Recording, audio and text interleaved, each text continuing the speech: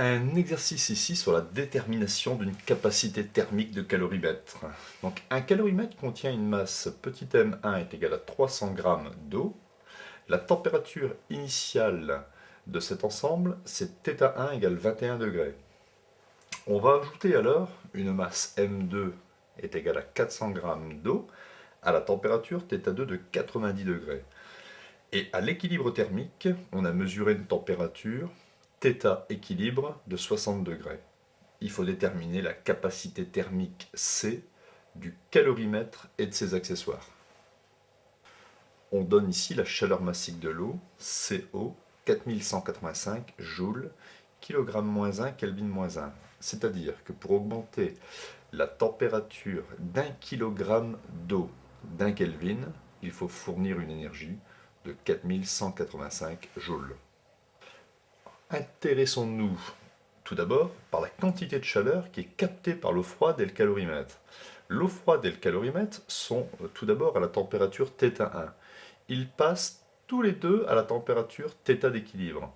Ainsi, la quantité de chaleur captée par cet ensemble, c'est M1 CE θe moins θ1, ça c'est la chaleur captée par l'eau froide, et la chaleur captée par le calorimètre, c'est la capacité du calorimètre multipliée par la différence de température. M1 ici, c'est la masse de l'eau froide. La quantité de chaleur cédée par l'eau chaude à cet ensemble, ça sera Q2 est égal à MC delta T. M2 c'était la masse d'eau chaude du départ. CE c'est la chaleur massique de l'eau. Et ici c'est l'écart de température entre θ2, la température initiale de l'eau chaude, et la température d'équilibre. Sans doute ici, l'eau chaude a cédé une partie de cette chaleur à l'eau froide et au calorimètre. Alors le système eau plus calorimètre est isolé de l'extérieur, donc Q1 plus Q2 est égal à 0. Il vient ici Q1 plus Q2 est égal à 0. Il faut que je cherche ici la valeur de la capacité du calorimètre. Donc c'est une petite équation mathématique d'isolement de paramètres.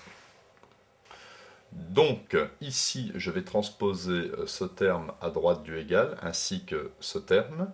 Je vais me retrouver avec des expressions négatives.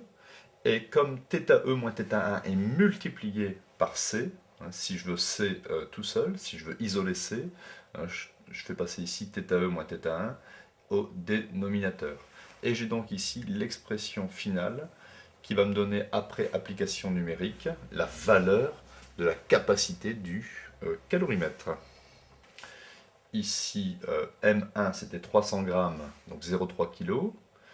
Température initiale de l'eau froide et du calorimètre froid, c'était 21 degrés. Température d'équilibre, 60 degrés.